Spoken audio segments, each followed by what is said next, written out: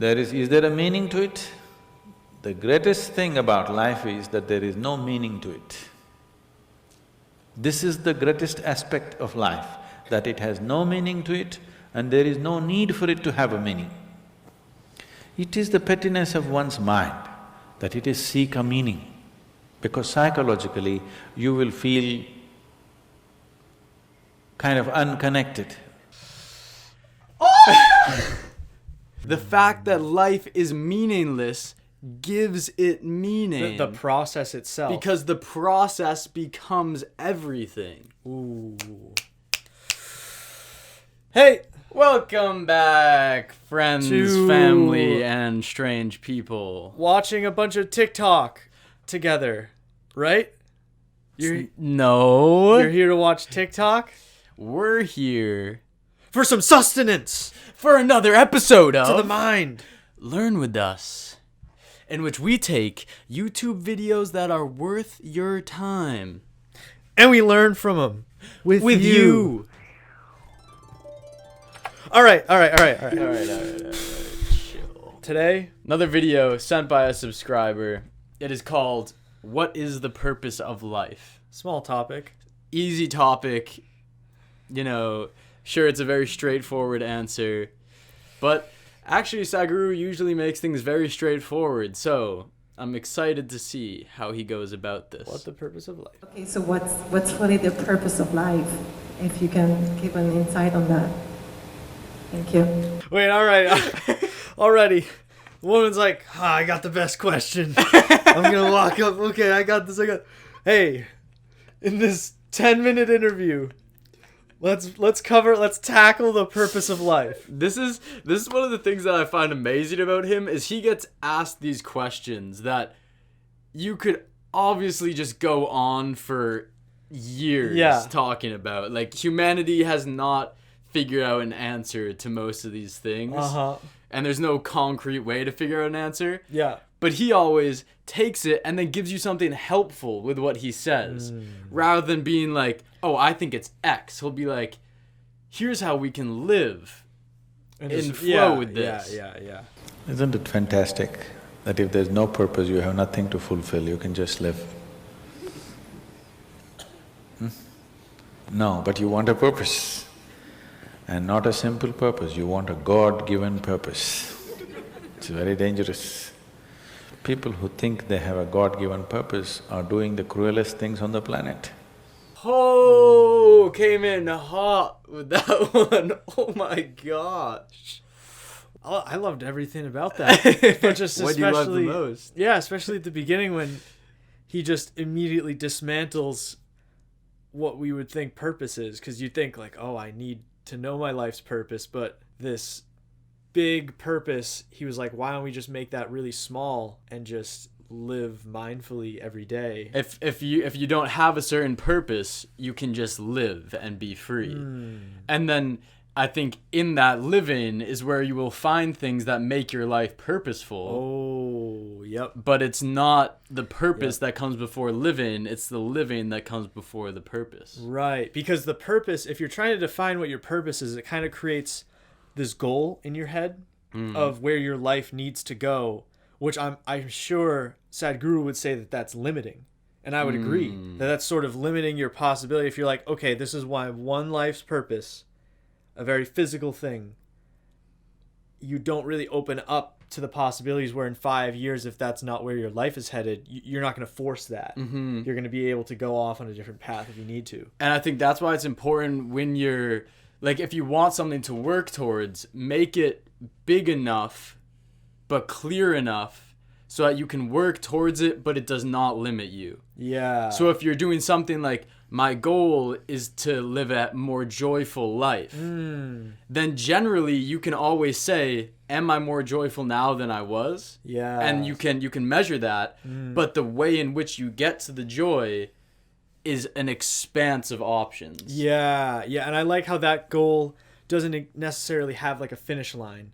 Exactly. There's no did I reach this or did I not reach this, and if I did, it was all great, and if I didn't, it was all worthless. You know, because if you're just searching for a happier life, you're always each step in that process towards a happier life is going to feel great regardless of where you end up. You know, I think that's important as well, is to not be so finish line goal oriented. Yes. Yeah. They are doing the most horrible things, and they've always been doing the most horrible things. Because when you have a God-given purpose, life here becomes less important than your purpose. No, life is important. Life is important. When I say life, I am not talking about your family, your work, what you do not do, your party. I'm not talking about that as life. This is life, isn't it? Life is within you or around you. The ambience of life, you're mistaking the ambience of life for life. Your home, your family, your workspace, your party, this is all ambience of life. This is not life, isn't it? Yo, shouts to the subscriber who sent this. This is nuts. But he goes, first of all, that people with a God-given purpose are then doing the most cruel things on the planet because life here becomes less important than what's coming after. Yep. Which I think is just a beautiful statement, especially looking at all of the wars throughout history and being like how many of these were driven purely by a god, or being like, you don't believe what I believe. But more importantly, how many wars are driven by a different motive, but then reasoned with the idea of God. They're like, really, I want more land, but in order to do that and get all these people to come on the battlefield and die with me, I can say that God told me to do this. But then he goes, that we're mistaking the ambient things in life for life. When we talk about what makes us alive or whatever, we're always talking about things outside of us or things that we're interacting with. Okay. Rather than the fact that life is pulsing through us at all times and that we are the expression of life. Yeah. Life is important because it's the only thing you know. You don't know anything else. Do you know something else? Rest is all imagined stuff, isn't it? The only thing is that this is beating and alive, and that's all there is. So is this important? It is of paramount importance. Not you as a person, that's not important. But you as a piece of life, it's very important. Because that is the basis of everything. When I say that is the basis of everything, the universe exists for you only because you are, isn't it? Yes or no? You're not important because you're a person, an individual. You're important because you're alive and you have this vitality within you. This life force within you that you can also see in other things. But isn't that crazy? It is crazy. We have this life force inside of us that's also in other places. What the heck? That's a thought that will trip me out sometimes, is all, like, it just hit me when you said that. Yeah. But I was looking at you and I was like, I think that he's having the same experience of life that I'm having within me, but I don't know that. Yeah. And it's just weird to be like, we're all somehow, we all have this life running through us, but we can never know the life running through anything else. Except for like how we imagine it. Well, you can't know, you can't know it because you can't experience exactly what I'm experiencing, but you can feel it. I think that's a beautiful thing, is you can feel the energy and life force off of anything. And so you can connect in that way, not in the sense of like, I know everything that's ever happened to you, but you have this common thread between all things living. Whoa. And then if you think about it, all things living, well, you don't really know, but a lot of living things that comes from things that aren't living. Do you not? I don't know if this makes any sense. I know what you're saying. You're saying, so let me use an example to try to describe what I think you're describing. Yes. I'm on a run today. Yes. And often when I go on a run, I'll go like, we have running trails near us that are through the woods. But often I'll go off the trail and just run through the woods because I find it fun to like dodge the branches and stuff. Yeah. But then I'll always be jumping over things, and I'll often like end up with a dead tree that I'll like move around a little bit. Okay, yeah. And looking at the dead tree, I'll feel a similar type of connection to it that I feel to a living tree. Which then always makes me think about the fact that this dead tree is also producing so much life with its death. And then it's like, where is the line between life and death? Exactly. An oak tree, if not disturbed, will grow for 300 years, stay tall and strong for 300 years, and then die for 300 years. So tell me when the tree dies. Wow. Tell me the moment when you and I are died, when we're dead. Yeah, I mean, I guess with humans you could say it's more obvious because, like, all of a sudden you go completely limp or whatever. Well, you go limp, but then there's still things functioning inside of you. Yeah. Is it when those things stop functioning? And then also, if you were buried, like, you immediately start decomposing and other things are functioning. So it's like... Yeah.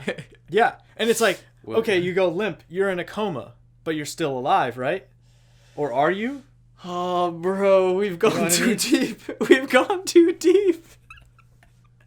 Have we gone too deep? I like where this has gone. Death is an illusion. That's pretty much what we've gotten to. The purpose of life is death, and death is an illusion, so the purpose of life is life. Ooh, all right. Eh? That was nice. That came together better than I was expecting. All right. I could tell. I thought. So, yeah, this is happening. See, if you had a purpose and if you fulfilled it, after that what would you do? After that what would you do? Bored, isn't it? It is just that life is so intricate and so phenomenally intricate that if you spend 10,000 years looking at it carefully, you still will not know it entirely. This leads me to think about some more shallow things than what we were just talking about, but the way in which our society lines you up for these segments of life that you move through. So you have, a school that goes from 1st to 4th grade, then another school that goes from 5th to 8th grade, then you have 9th grade to 12th grade, and then you have college after that, another block. Yeah. What all of those things do is set this 4-year goal for you. Yeah. And once you get there, then you're put directly into another 4-year section. Yeah. The only thing is that eventually comes to an end. But the issue with that is that you've had this purpose given to you the whole time. Yep. And then we're not training people to think about what it means to just be that thing that exists throughout all of those. Uh-huh. And that is the thing that you actually are and the thing that you'll continue to be.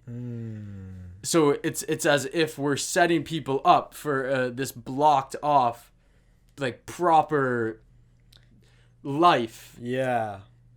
And then you get into this vast expanse of what it could be.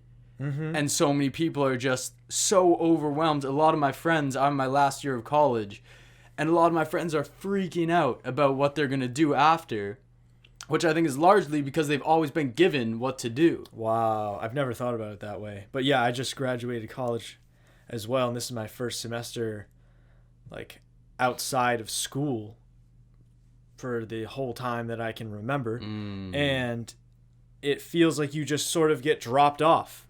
And they're like, here you go, see you later. And right up until then, you've just been told your assignments, what your purpose is, all these things up until that point. And then you just realize how few tools you got in that whole amount of time. You're spending nearly 2 decades I spent in school. Think about if you just had a class throughout all of that time that was about like tools for living. For living.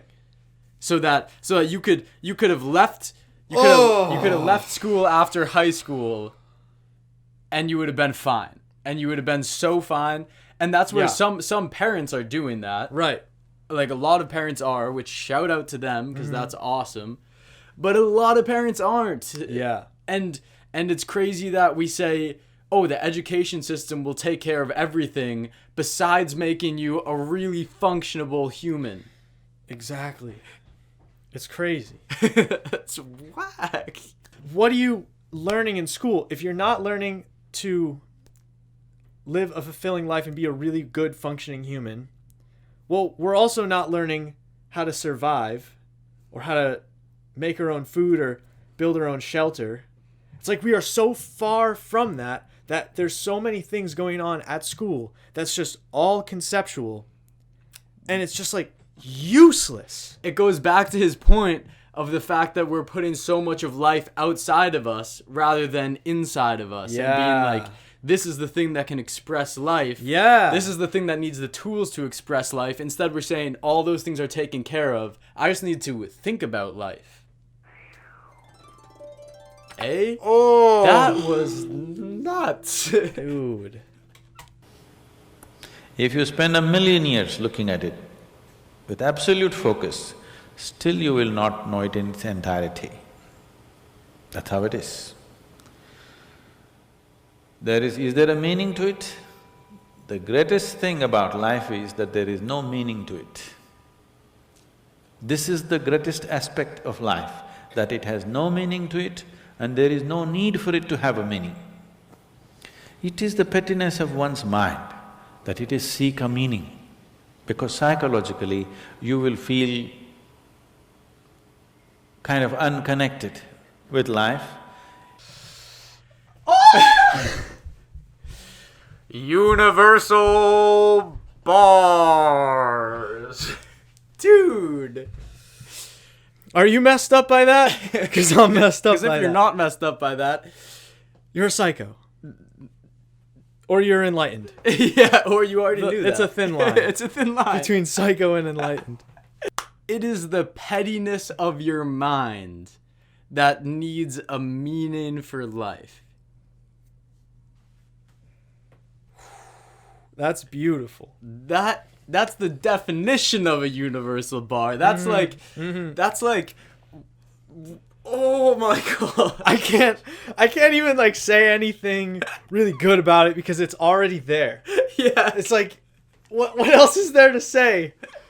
I guess all we could say is trying to flip that into potentially words more for the common folk. Yeah. Like us. Like us. Is the idea being the fact that life is meaningless gives it meaning. The process itself. Because the process becomes everything. Ooh. People are constantly trying to create these false purposes. Now, they were quite fine and happy. Suddenly they got married, now the purpose is the other person. Then they have children, now they become miserable with each other. Now the whole purpose that I go through all this misery is because of the children. Like this it goes on. These are things that you are causing and holding these as purposes of life. And is there a God-given purpose? What if God does not know you exist? No, I'm just asking by chance.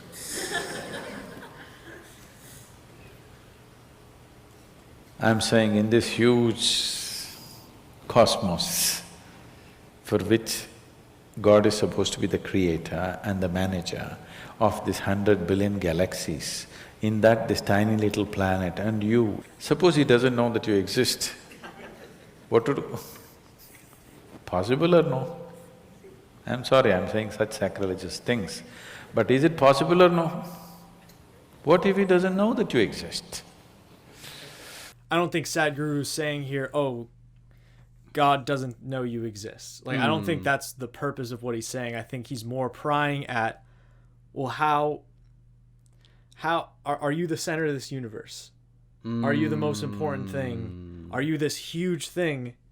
No. If God is all this creation, then you are part of it. You are part of that, but you aren't the thing. You aren't the one thing. You know? And how often we all slip into that feeling of us being the one thing. Yes, subconsciously, because he's not attacking us, because he doesn't need to attack us in that way, Sadhguru, because none of us really think that. None of us are actively like, I am the center of the universe, I'm the most important thing. No one I know. But subconsciously, you do say that to yourself. And you have to stop yourself from doing that. I have to stop myself from doing that all the time. Because it's deep in your mind, you're just like always stuck in what's going on to you. These problems that are happening to you. This great thing that happened to you. And all of it, the whole universe is happening for you. And that's not how it is. You know? But you're an integral part. So you have great significance, infinite significance in that sense, but you aren't the only significant thing. Nothing would be the same without you. Yeah. Oh, in a really deeper sense. That's it's a cool one to think about. What if he doesn't have a plan for you? Suppose he doesn't have a plan for you, an individual plan for you. Don't look for such things. The thing is, the creation is made in such a way that creation and creator cannot be separated. Oh, there he goes. He's down. He's down, folks. Wait, another universal bar? Yes. I think we'll say that that's another universal bar. Certified universal bar. Yeah, I wrote this thing the other day that was like the house sort of representing life, earth, all of creation, was not envisioned and then created. It is just actively always being created. And there is no end goal of creation. The beautiful thing is that it's happening continually. If you pay little attention to this process of life, you would not need any purpose. It'll keep you engaged for 1,000,000 years if you want. There is so much happening. So much means so much unbelievable things are happening right here. If you pay enough attention, 1,000,000 years of existence, it'll keep you busy or more. Right now, the need for purpose has come because you're trapped in your psychological structure, not in your life process. Psychologically, your psychological structure functions from the limited data that it has gathered. Within that, it rolls. And right now, your thought and emotion has become far more important than your life, isn't it so? Goes right back to what we were talking about with school. All the conceptualizing that we do in school makes you think that you are your thoughts, that is your essence, that you know what you can think, the things that you can possibly know, that's your essence, even though it's not. It's this life force. That's what our essence is. The essence is the thinker, not the thoughts. Oh. I love the way that he goes that creation and creator cannot be separated. Yes. And we've heard him say that before. So beautiful. I think in the What is God episode, but it's like you could just sit with that. And then that he goes, if you were looking at life intently or with full attention, it would keep you satisfied, keep you excited, keep you engaged for millions of years. But instead we learn to look at these small pieces of life, these little bits of knowledge rather than the full experience that we are. And I think that is the most beautiful part for me about a spiritual process. That is really like what I would consider the spiritual process, is the opening to all of those things that are constantly happening. And it brings you back to that feeling of childhood excitement, because everything is unbelievably just incredible. I feel like at this point we should split this episode. All right. Okay, so this was part 1 of The Purpose of Life, and shouts to the subscriber who sent this. I love these older Sadhguru videos. Yeah. There are so many that are just like gold mines, where he hadn't even, this was from 2015, I think. But at that point, I think Isha only had like 3 million volunteers. Now it has 11 million. It's like, it's insane how much this makes us want to talk.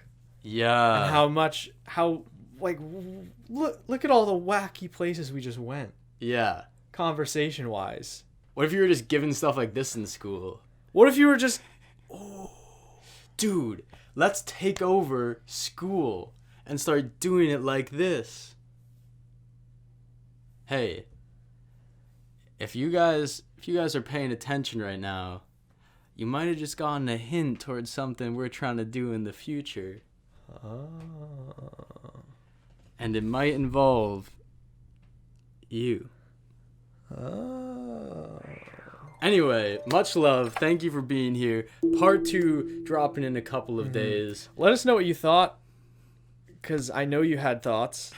And I Because know there were so many thoughts. there were probably a lot of thoughts you had, so let us know one of them, and especially if it's a cool one. Yeah. All right. Like, well, subscribe. strap in for part 2. Much love. Much love.